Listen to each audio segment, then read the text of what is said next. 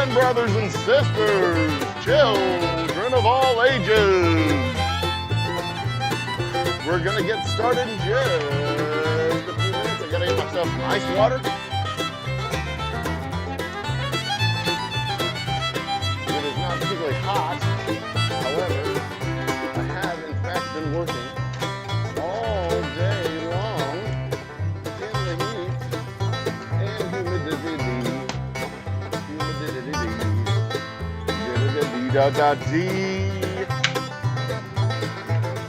So give me just a minute to hydrate.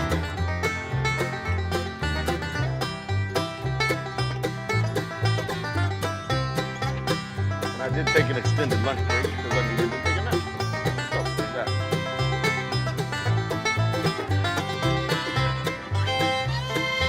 So what the hell is going on, you might ask?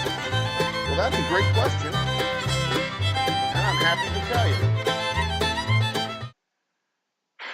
So, behind me is where I've been working all day. Let me see if I can lower it down. You see there's the workbench tools and stuff that I've been working on, and maybe, can you see? No, through the fan, you can't really see. So I've been working on my door. I'm working on putting my door together. I cut all the boards. I got everything sketched out, cut out, ready to go. Went to lunch, got a text from my distributor. He said, hey, we need whiskey today. I was like, well, shuttlecocks, because I was actually going to finish the door in a couple hours. But that was the plan, to actually go live this evening and finish the door. But, you know, once I had everything cut and everything, it was going to be an assembly, and then we would do the assembly together. But I didn't think y'all needed to see me doing the math and cutting boards and doing all that stuff, because that's, you know, loud and bad videoing. Anyway, so he says we need whiskey. Then he sends me another text and he says, hey, send me some more. We need 10 cases. I'm like, oh, cool, we can do 10 cases. I think I have enough bottles for 10 cases. Pretty much going to tap us out, but should have enough bottles for about 10 cases. Did I just move the screen? I did. And we're going to do this. So what are we doing this afternoon? We're making whiskey yet again. This has been a good month for whiskey. But first, a word from our... Is your bar looking a little ordinary? Is it lacking something awesome? Well, head out to your local liquor store and pick up something extraordinary. Grab a bottle of Old Humble Straight Whiskey or Old Humble Special Reserve. They're clean, smooth, easy drinking whiskeys that taste the way whiskey should taste. From humble beginnings to an extraordinary finish, Old Humble whiskeys are what your bar needs today. Walk tall, be awesome, and drink humble. Old Humble Straight Whiskey and Old Humble Special Reserve. Get yours today. Get yours today, indeed. All right, so this is the business end of what we're doing. I'm over here, as I usually am.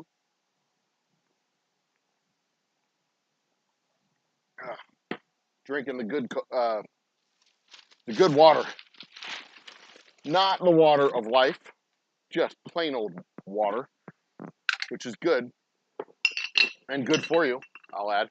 Got some bottles that don't need to be here. In fact, these bottles belong over here because they're going to be part of the bottles that we smash one a day, every day, until we get to 5,000 subscribers. Are you kidding me? Are you fucking kidding me? First thing it does is freeze. All right. Bear with me. We're going to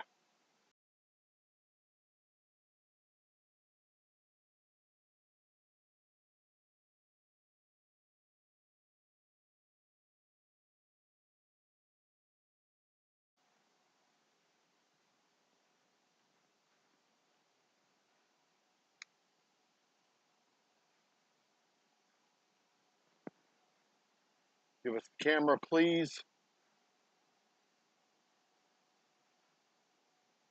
Give us the camera, please. Deactivate. 3, 2, 1, activate. There it is. All right, we're good. We're beautiful. Okay. All right. Glorious. Glorious. Get it back on normal chat so I can see all you beautiful comments coming through. Okay. We are back. Everything is optimal. Everything is awesome. You beautiful people are being beautiful people. Get rid of this. Hide that. All right. Let's get crack-a-lackin'. Okay. So, as I was saying before we were unceremoniously dumped by the video feed there,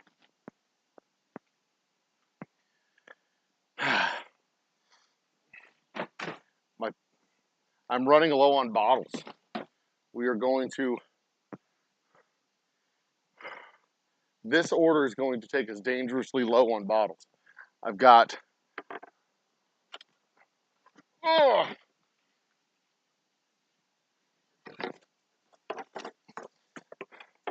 probably 180 bottles, and this order is going to take almost all of them. 2, 3, 4. So, I mean, I can give you a status report real quick and easy. This has been a great month. We reached our goal for the month. Our goal for any month is 40 cases. 40 cases is our minimum goal. We're a small business. Have very little overhead. Really, it's just me and 2 part-time people. Part-time people make $2,800. So, with rent and our part-timers, total cost of operations is about $5,000. Almost $6,000, 5,500. Let's call it 5,500. 1, 2, 3, 4, 5.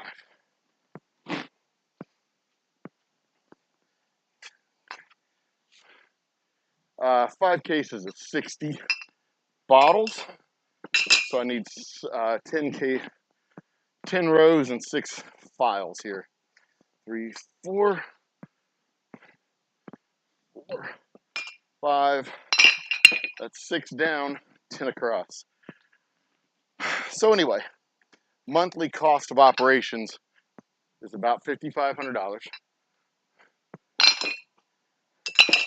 that right? Yeah. 24 plus 31.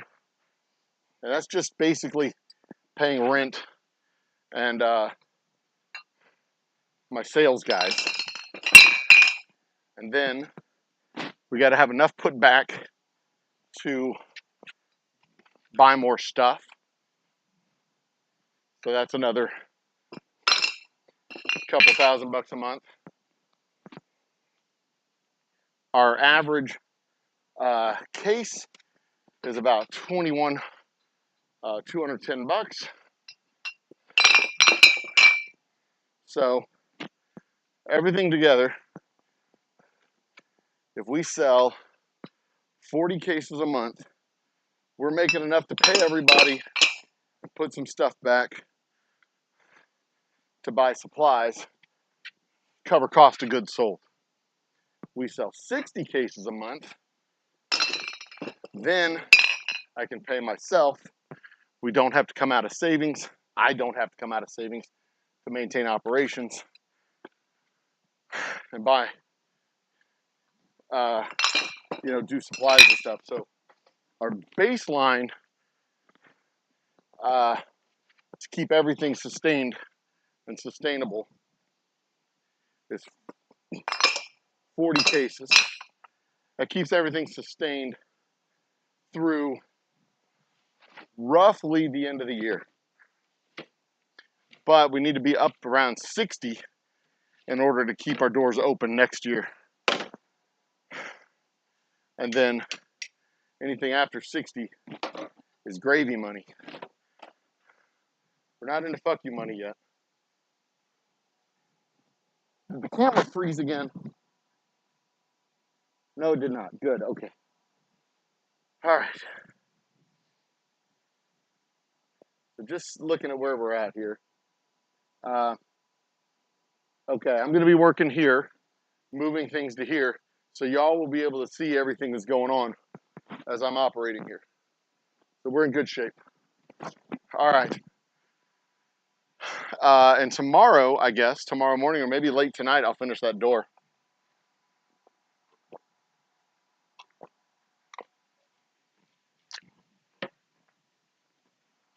But for now, let's rock it and roll it. Cheech and chong it, if you will.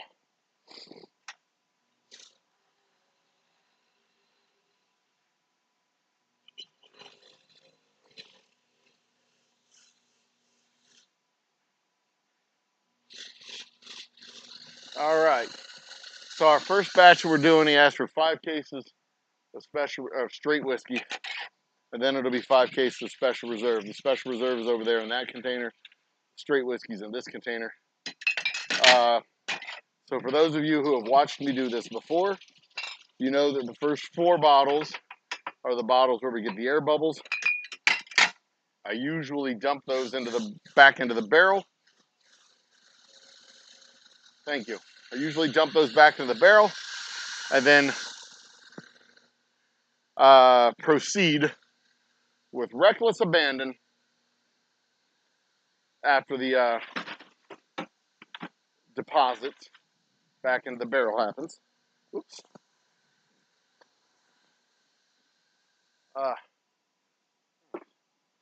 Something uncomfortable happening right now.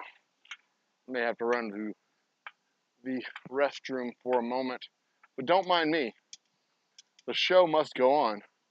I will kick y'all into a video of something, and everything will be copacetic. I want to get this out of the way because it is in the way. All right. Everything looks delightful. All right, we're at our levels. Cool. So now I move these guys over here. For those of you who have seen it before, you know what's coming next. For those of you who haven't seen it before, what comes next is the corking and sealing. But I'll leave all that together for now. Right now I need to stack. We got 5 cases to fill, and I may go ahead and do 6 cases and put a case at the bar, because I think we need to do a case at the bar. So I will be returning our Wednesday night happy hours.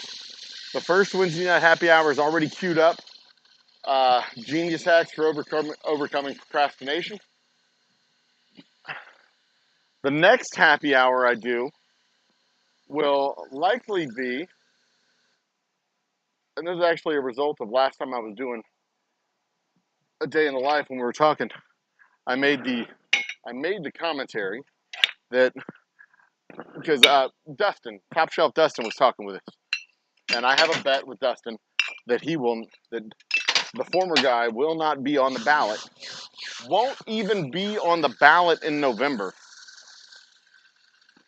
because I foolishly, I suppose, assumed that the Republican Party still had some semblance of a soul and they wouldn't put a convicted felon on the ballot. We still have time to find out.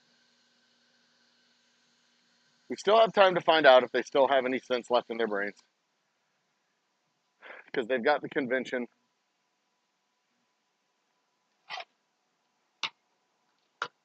The key tell will be who he picks for his vice president, I suppose. If it's an actual competent individual who could operate the presidency, like Marco Rubio or someone like Marco Rubio. Probably not Marco Rubio himself, because Marco Rubio's in Florida. And for Marco Rubio to be vice president, he would have to move out of Florida. And then he couldn't be the senator in Florida any longer, unless Donald Trump moves out of Florida and becomes a resident of New York. I don't know. That doesn't concern me. Anyway, the bet was that Donald Trump won't be on the ballot, won't even be on the ballot. Bottle of my finest with a bottle of some stuff that he has in Kentucky. Probably New Riff or some trash water. Kidding. New Riff's fine and delightful. They're not trash. 1, 2, 3, 4. 1, 2, 3, 4, 5, 6, 7, 8, 9, 10, 11, 12. Perfect. They're not craft whiskey though. But it doesn't matter. It doesn't matter. I don't know if any. I do. Well, no, I do. I know for a fact that there's some distilleries in Kentucky that do craft whiskey. Mc, McLaren, not McLaren, McLeod, McLean, McDonald,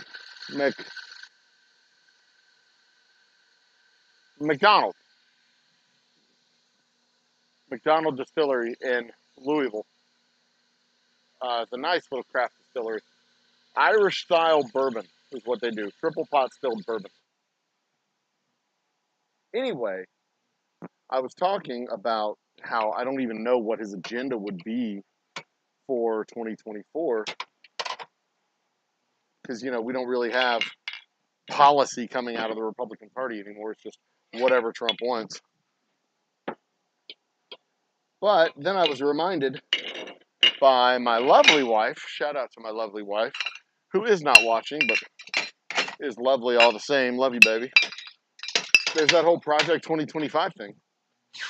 And then Project 2025 starts coming across my YouTube feed, Facebook feed, Twitter feed. Everybody starts talking about Project 2025 for like a hot minute. I'm like, oh yeah, Project 2025. So our next happy hour will almost certainly be discussing Project 2025.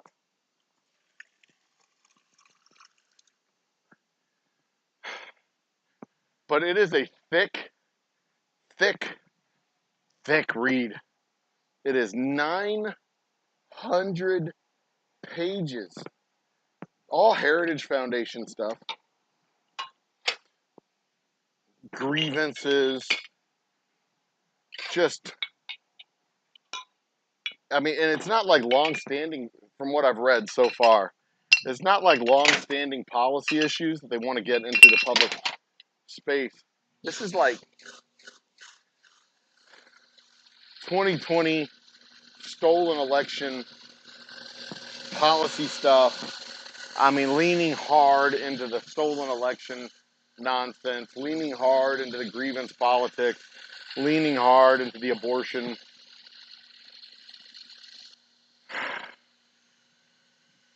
It's not an easy read, is what I'm saying.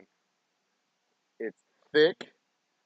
It's chock full of nonsense that, you know, smart people shouldn't write down on paper. So part of the show is going to be a discussion of the Heritage Foundation itself, who they are, what they are, why they are. And part of it will be this policy of literal dismantling of the administrative state that they want to do starting day one of 2025. It was good. I'm going to have probably 3 or 4 more cases left in this barrel once we're done with these 5.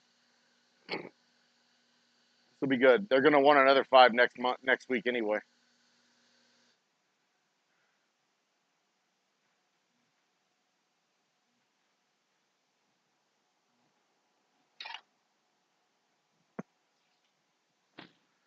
But I got to check my inventories, my barrel inventory, and make sure I've got enough for everybody.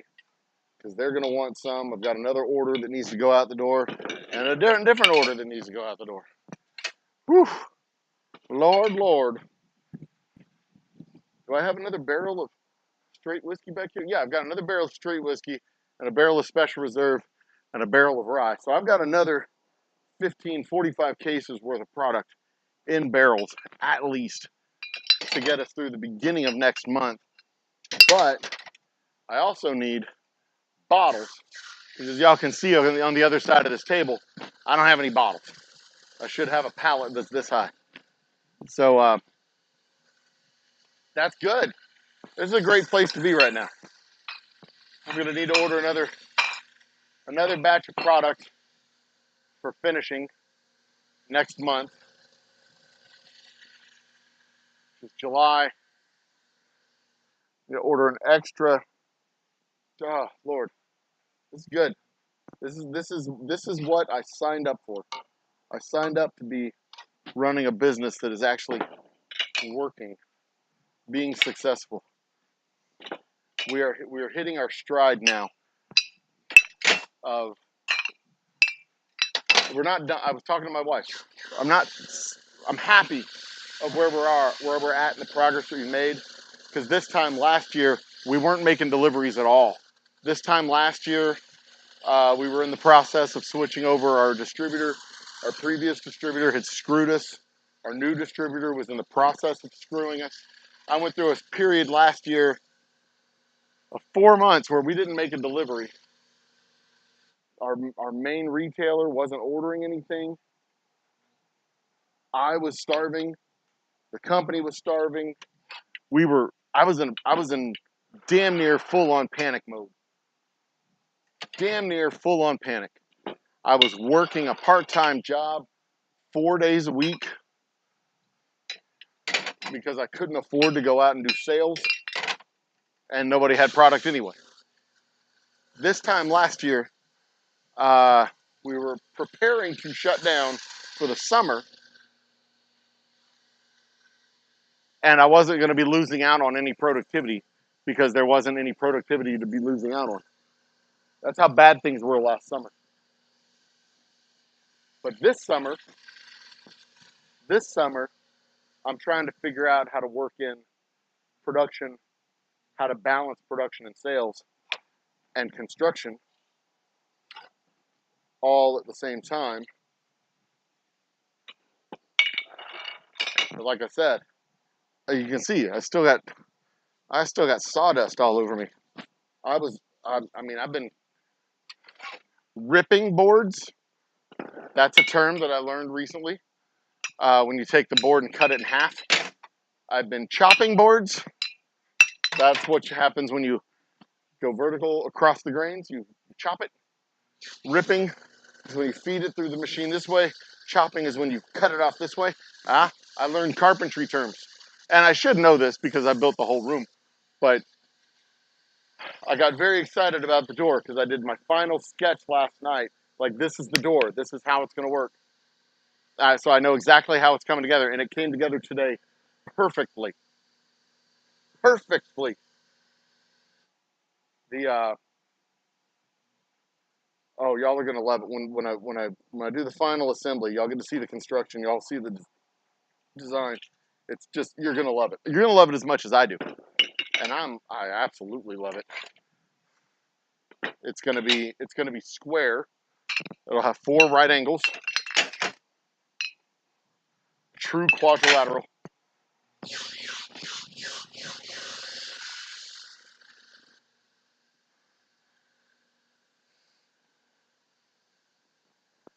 One, 2, 3, 4.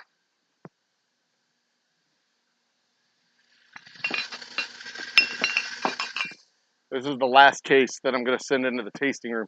I actually had to take a case out of the tasting room for our last order.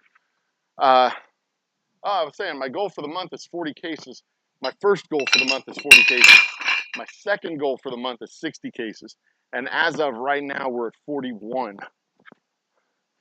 2, 3, 4.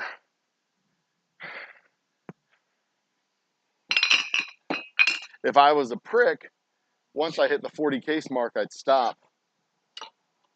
Let the month coast to the end because we're getting low on supplies, and wait till we get, wait till the check came and then go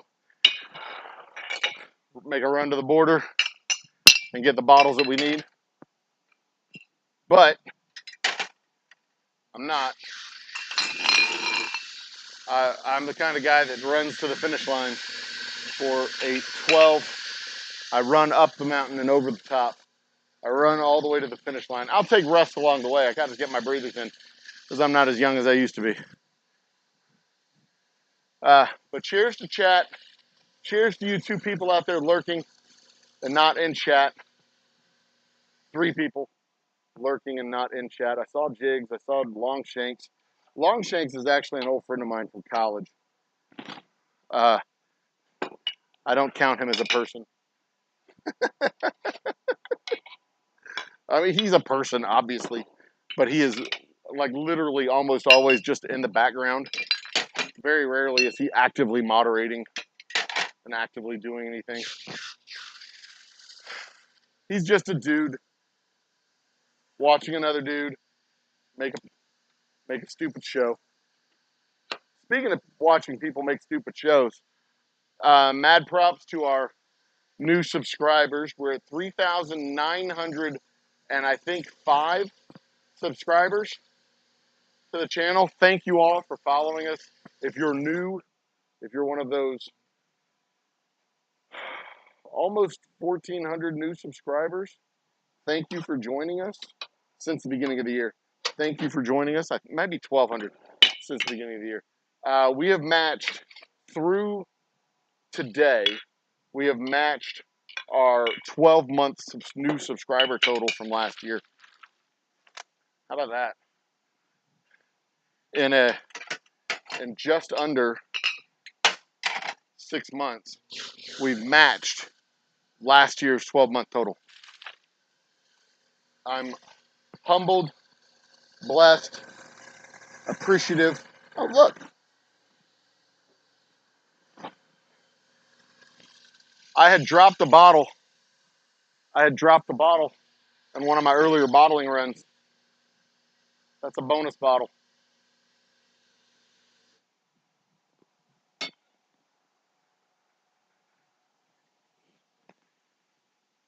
There we go. So I get a bonus bottle out of this batch because I finally got to that bottle that was in the barrel this whole time.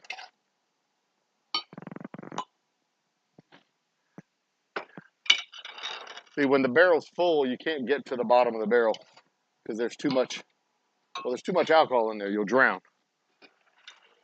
And I'm not going to put my head in there. That would be disgusting.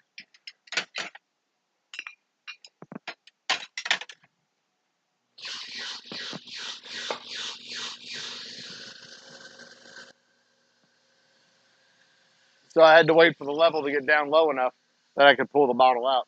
And I thought, there was a chance the bottle could have been on its side. It could have been on its face. It could have, I lucked out that it was actually upright. So the level in the barrel was about here. About here. All right. There's that.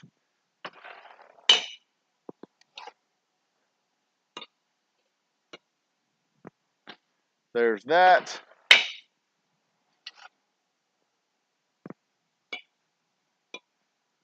There's that. And this one's done. Perfect. Last 4 to go. And I still have a little bit left in there.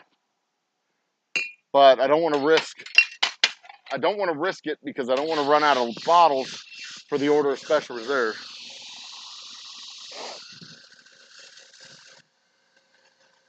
But we're doing okay right now.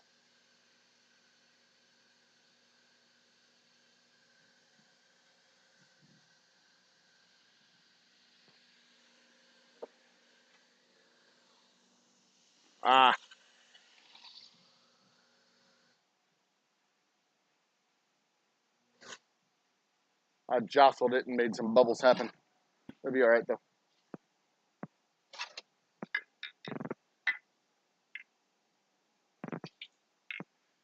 Okay. So what else? Oh, another thing to talk about that we'll do on a happy hour is the true difference between craft whiskey, real craft whiskey, and fake craft whiskey. Me and Dustin talked about this just a little bit. He was talking about New Riff being craft whiskey, small batch craft whiskey. I'm like, dude, they are not. No, there's no way in hell. Yeah, they're a small distillery. I'll give them credit for being a small distillery. They are a small distillery. I'll give them credit for that. But when you start doing the math, there's no way in hell they're making all their whiskey in that small distillery. There's no way in hell. And here's why I know. Here's how you know. There are 250 Spec stores in Texas alone. Let's say they handled, I don't know, half of them. Let's say they got product in half of those stores. That's 120 cases of whiskey that they're delivering. Okay? 120 cases of whiskey would be something like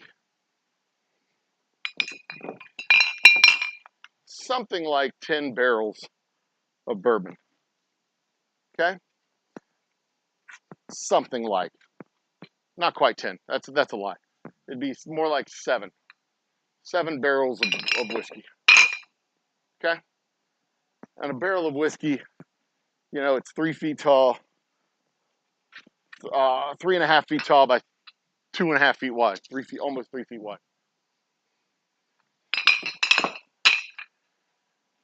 I mean, it's about this big, right? Yeah, it's about that big. It's about the size of a barrel of whiskey.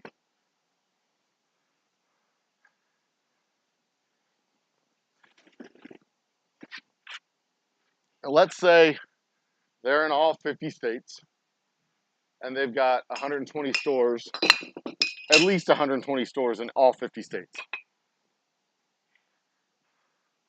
Just doing the math on the number of barrels that they've got.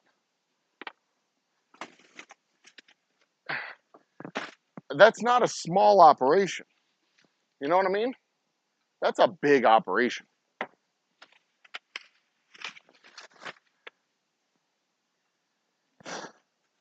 I mean, there's no way with the shop that I have right now that I could do that on a monthly basis. Turn that product over on a monthly basis. There's just no way in hell. I couldn't make, even if I were distilling every single day, 1, 2, 3, 4, 5, 6, 7, 8, 9, 10.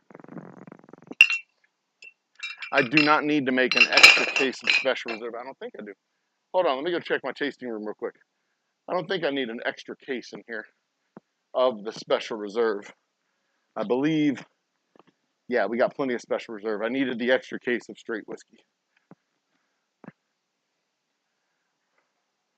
I'm going to line these bottles up, and then I'm going to get on to making the whiskey, finishing the straight whiskey.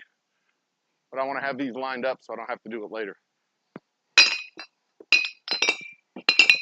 Anyway, so what I'm saying is, you do the math for these small batch, small craft distilleries, it doesn't add up. You don't go from 0 to national distribution as a small craft distillery without supplementing your product from some place like MGP or any number of other Kentucky distilleries. And, you know, there's nothing wrong with that. Penelope has turned MGP juice into a multi-million-dollar business. Whiskey snobs shit on MGP all the time, but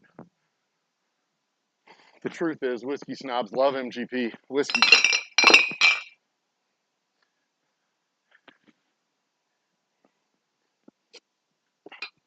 They just don't know what they're talking about most of the time.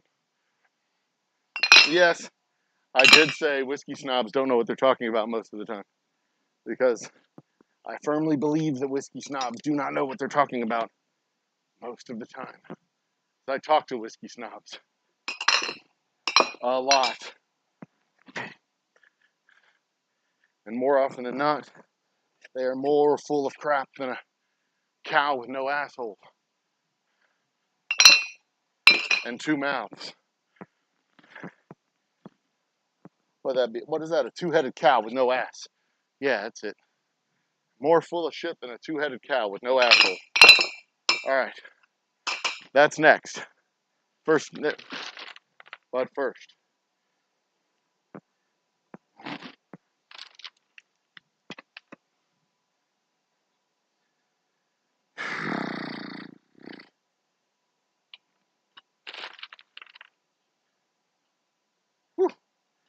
toasty in here. Whiskey snobs think they know a lot about whiskey. Dustin, I don't count as a whiskey snob. I like Dustin. He knows what he's talking about most of the time.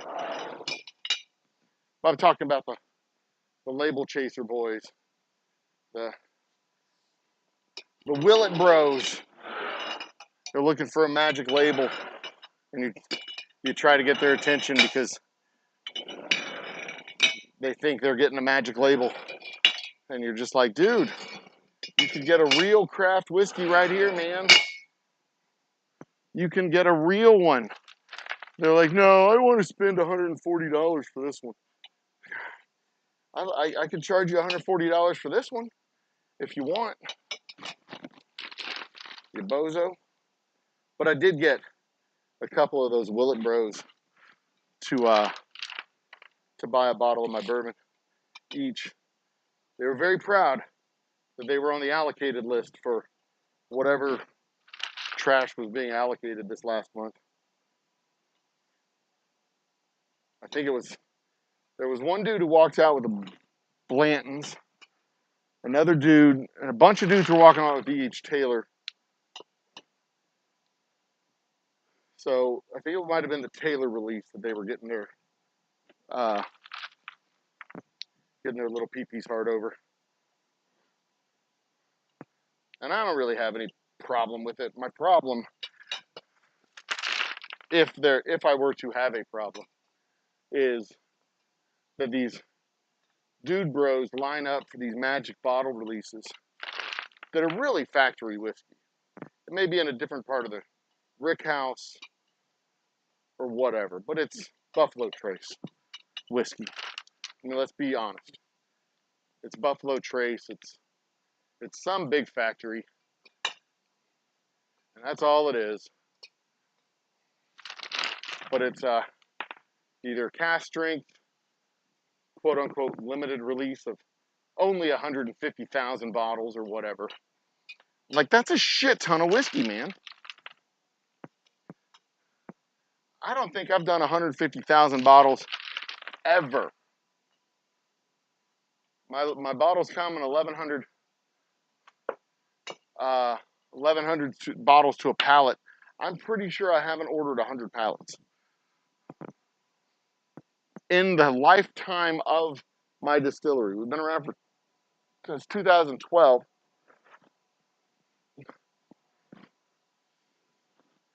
I've gone through 2 or 3 pallets a year until this year. This year I'll go through 4. So I've gone through 2 or 3 pallets a year. 2 or 3 would be 2,000 or 3,000. 3,000, let's see. So at most 30,000 bottles. At most. And these guys are doing a special release that's 5 times that.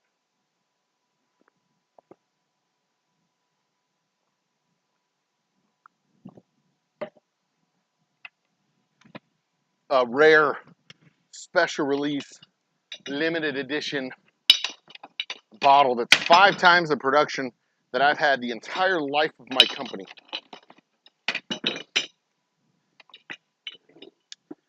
That's some bullshit, is what that is. That's not a rare small release of any type of the imagination. That is a giant production run. That is, let's see here, 150,000 bottles. Divide that by 5, it's 30,000 gallons of finished whiskey.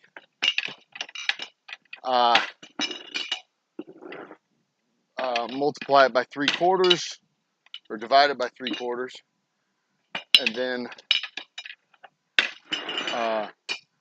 50,000 divided by 5 is 30,000 gallons. No, not 3/4, go 2/3. Go from 30,000 up to 50, no, 20, yeah, 20,000 gallons. 20,000 gallons of uncut bourbon out of 50-gallon barrels and you get about 40 gallons out of the barrel. 20,000, 40 gallons and 20,000, that would be 5 barrels for 200. Add 2 more zeros, that's 5,000 barrels of whiskey. 5,000 barrels of whiskey.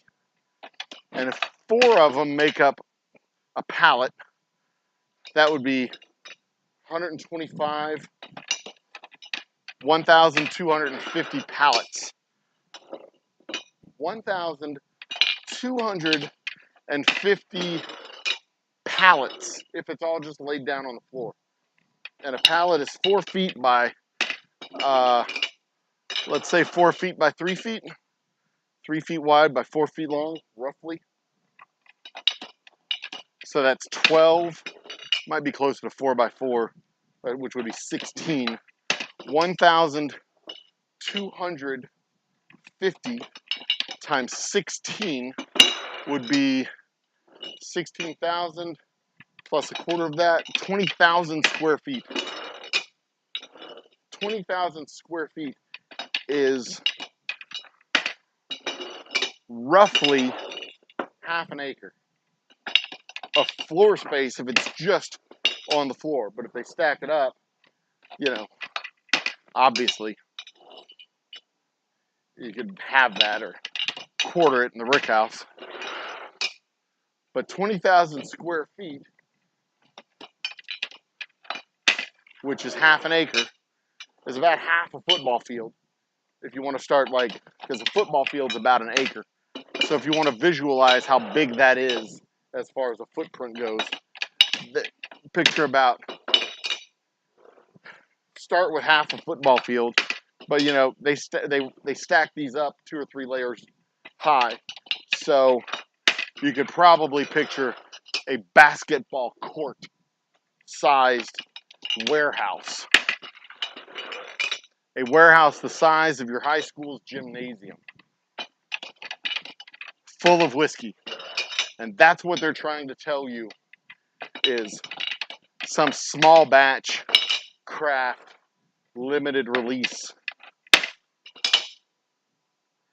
Put it in perspective. Every time I distill, I get about 1 barrel. So it would take me 3 years to make that much whiskey. 3 years to make 1,125 barrels of whiskey. No, 1,125 times 4 was 5,000. It would take 5,000. It would take me 50, 100. If I distilled every single day, I could do 50, so that's 500. It would take me a year and a half to make 5,000 gallons. A year and a half of just distilling every single day, not taking a single day off. No Saturdays, no Sundays, no birthdays, no nothing. No travel days. And they're trying to say that that's craft bourbon, craft whiskey. It's not, dude. It's not special. It's not unique. It's just Kentucky factory whiskey being pumped out with a special label to trick people into thinking it's worth an extra $15. And I appreciate I really do appreciate the hustle. I'd do it. I'd do it in a heartbeat if I could. If I had the marketing muscle to convince people, to trick people into buying a generic whiskey for a premium price, and then turn around selling it on the secondary market for 10 times what they paid. Shit, yeah, I'd do it. Maybe. I don't know if I would. That's a pretty crappy business model, if you ask me.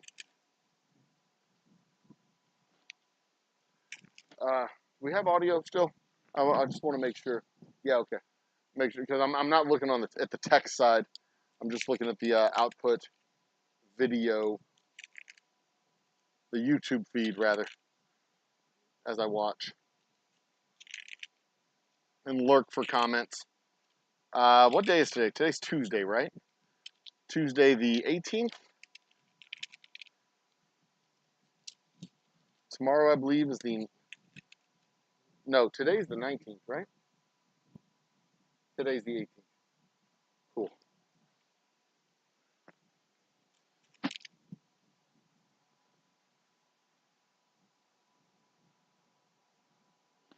Okay. Which means I have 2 days left to pay my taxes for the distillery. On the 20th of each month, our sales tax and mixed beverage sales tax and our mixed beverage sales tax and alcoholic beverage sales tax is 2 different sales taxes for the same thing. We pass half of it on. So our drinks in the state of Texas, our drinks are taxed twice. We pay one part of it. They're 13% tax. They're taxed 13%. We pay 6.5% ourselves, and then we pass 6.5% on to the customer, in addition to the sales tax. So you get to pay the 8.25 plus 6.5 on every mixed drink sold in the state of Texas, so that they can fund, I think, schools. I think that goes towards schools. So drink up. You're paying for a textbook, I guess. And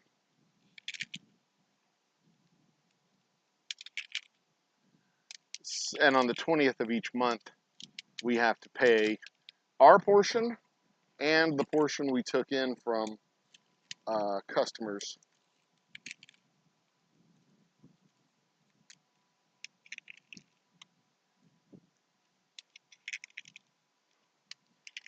And if you don't have anything, you pay 0, obviously.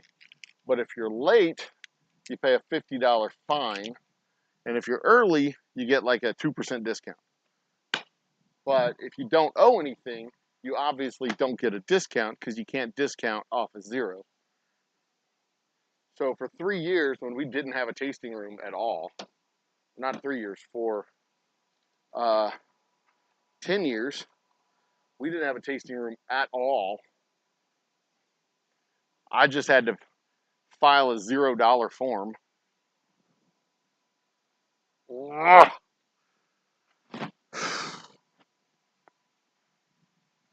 Unless I was late, and then I had to pay a fine of $50. I must have paid the state $1,000 in fines over the course of 10 years, 12 years.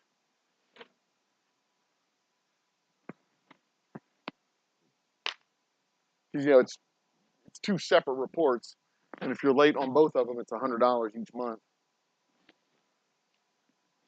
Infinitely frustrating, I tell you. Infinitely frustrating. All of my trash cans have been taken out of the distillery. Damn it. All right. I'm going to have to regulate some house cleaning around this place. Who dat? Bimbo. Barbarella. Congratulations on your new teeth, I think. That was the post I saw.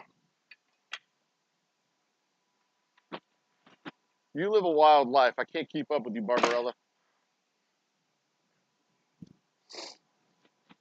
I cannot keep up with you. We're going to move a little bit this way, and we're going to come back, I think. Yeah, because then I'm going to have to start labeling, so I'm going to start over here. So the next thing I'm doing, this is what I'm doing right here, is shrink wrapping the corks, doing the shrink seal here.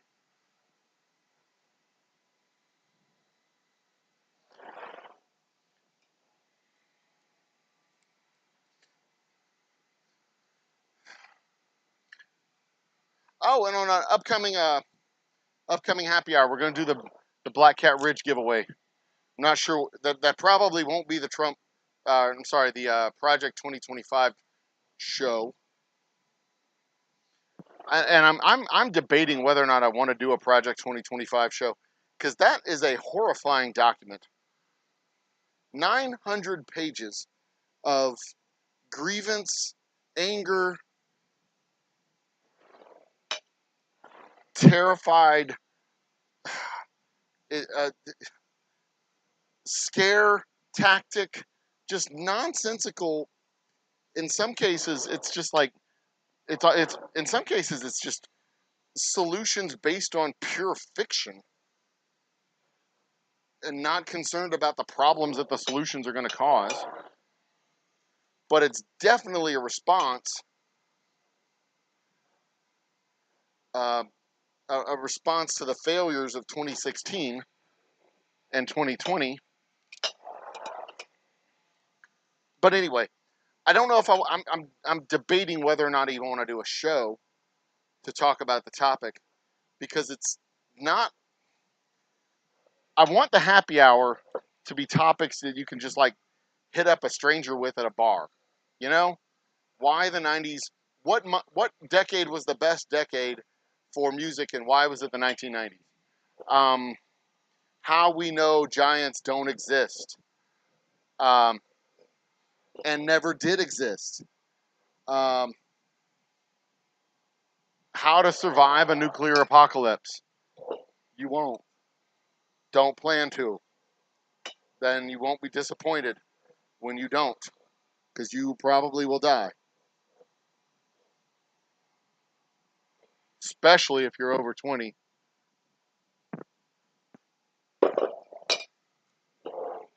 Definitely if you're over 30.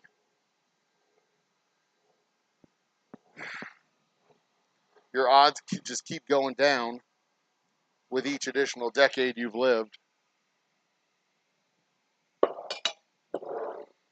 If you're 50, you probably should just go out and watch the bombs go off, because you're not going to make it. If you're 80, you're just going to slow the survivors down.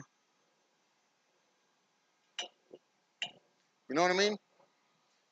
That's a good bar topic when you're talking to strangers. A good happy hour topic. I mean, it's not a good happy hour topic, but that's a good top. That's a good random conversation you can have with people. Um, styles of whiskey is a great conversation you can have with people. The history of alcohol is a great conversation you have with strangers. See, that's something we kind of lost during the pandemic. We lost the ability to have random conversations with strangers in bars. Most of us, I think, because we didn't do it for 2 years. And that's what I want my happy hours to be, is just kind of a primer. Here's a random conversation you can have with strangers in a bar. And that's a nice, easy, light topic. I don't know if Project 2025 is one of those conversations.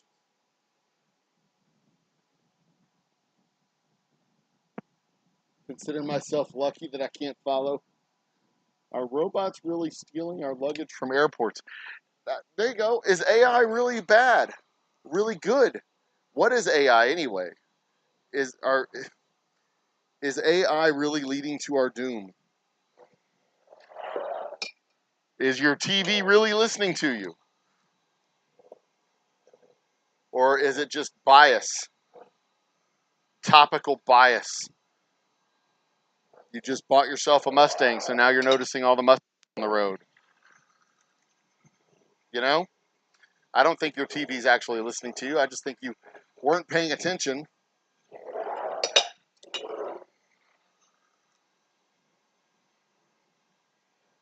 Although I may test that,